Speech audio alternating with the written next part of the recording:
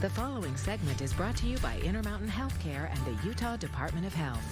Well, this is very exciting. Cardiothoracic surgeon John Mitchell is here to show us this TAVR procedure. You're introducing it at Utah Valley, in Utah Valley. That's correct. Right, in Utah hospitals. And it's funny because my dad had this procedure last year. Very good. At age 94, he was up and out of the hospital within a day. Now, this is basically replacing a valve without open heart surgery. Right, Mary. So this is an illness that affects about 6.9 million people in the United States.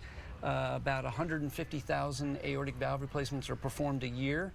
And historically, this operation was done through an incision through the sternum. Right. Back in the day, we had the opportunity to replace that valve with a mechanical valve made of metal and plastic. Okay. And then over about the past 40 years, we've been replacing that valve with bioprosthetic valves that actually require an open incision. It's like a hard rubber. And now, most recently, in particular, over the past 5 years, and truly over about the past 6 months to the majority of the population, we are now able to do this valve by essentially taking this valve, compressing that valve in a stent, placing that valve over a balloon, into the aortic position, which is the valve that communicates between the left ventricle and the main artery that takes blood to the body, the aortic valve.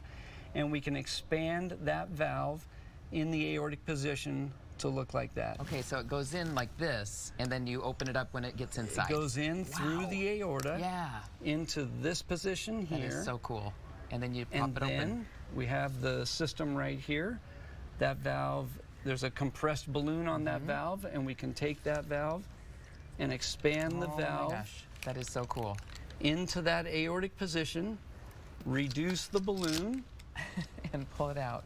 Well, and what's fascinating to me is you do everything through the groin and then through the arm. That is and correct. There's no big scar. That's right. So there's multiple accesses, the arteries of the groins, the arteries of the armpits, and we can even do this through the arteries of the neck. It's just fascinating to me and saving lives. And at 94, like I said, my dad was able to get out of the hospital within a day. That's right. This is a valve replacement that is predominantly for the elderly. Okay. Well, it's working so far. He's 95 now, 95 and a half, and doing okay.